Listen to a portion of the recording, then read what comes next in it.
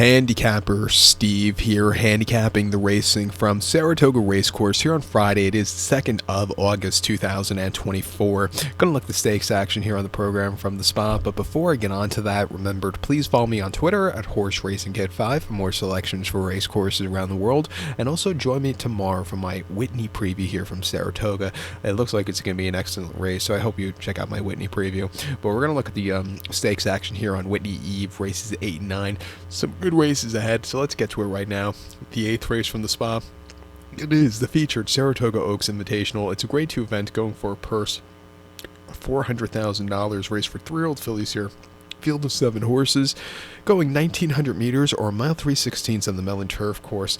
They were rained off the turf on Wednesday. Thursday they ran on the inner turf course, so this Mellon turf course is going to be very fresh.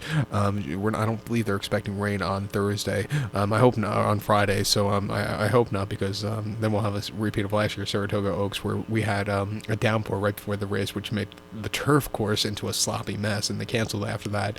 The horse from France went for Flavien Prat, winning on the outside rail, basically almost on the main track, if I remember correctly.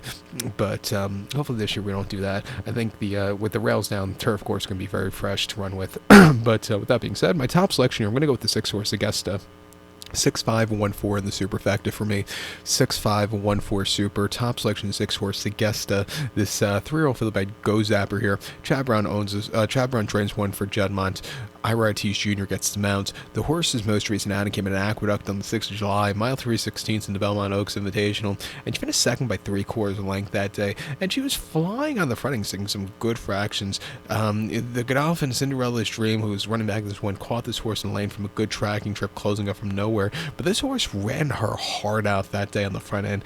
I think back to a mile 3/16 again, hopefully slowing it down on the front end, let somebody else go with it. I think she could run a good race here today. She ran terrifically in the Wonder again at Aqueduct, mile 8, 27th of May. She won by a half a length that day, and as a 4-1 outsider for the Chad Brown horses that day, she basically waited all the way around the race course. When she had the turn of foot, she quickened up nicely, and she got the job done. An 87 buyer.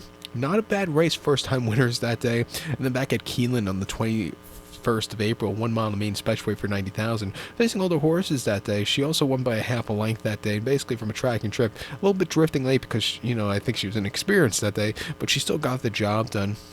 She's definitely improved since her debut race at Gulfstream, where she just had a horrible trip from a wide post draw. Also didn't break so well, which cost her.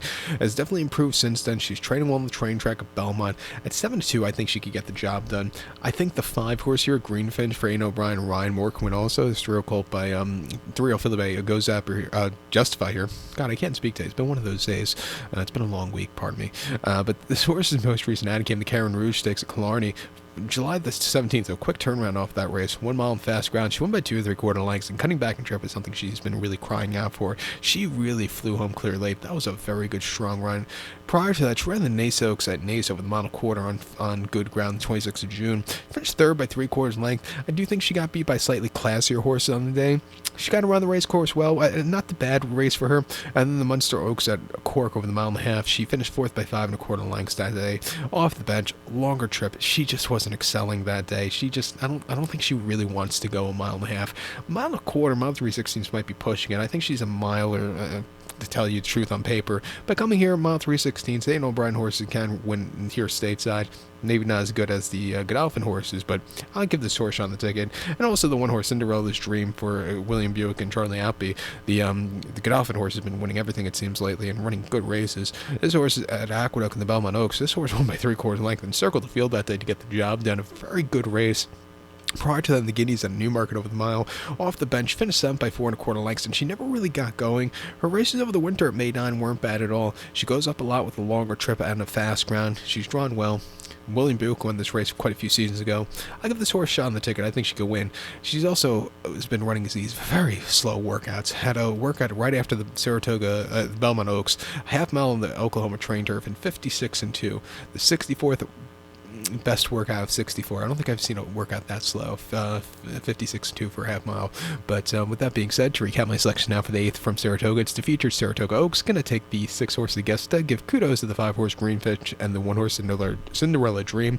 6-5-1 4 Super, 651 in the multi-race.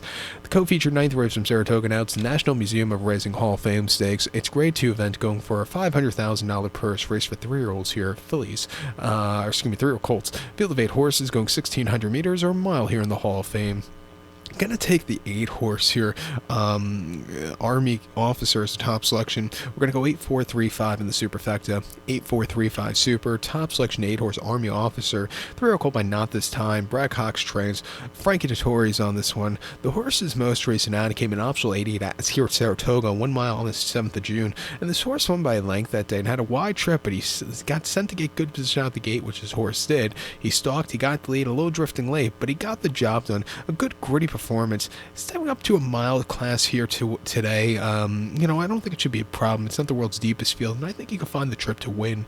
2 back at Churchill, mile 16th, 11th of May, and optional 100. She finished second by half a length that day. She just kind of stalked all the way around the race course. She had the lead in the lane. She got overtaken late, but she ran her heart out from where she was drawn first time on grass, and then a turfway, 1 mile in the main special weight. She won by 1/4 lengths, and from a wide trip, she flew home clear late. She's a bit of a versatile type. She could stalk, set the pace, come from behind. I think from a wide poster, Frankie's going to get her good position, so she'll probably be up with them early on today. Trading well.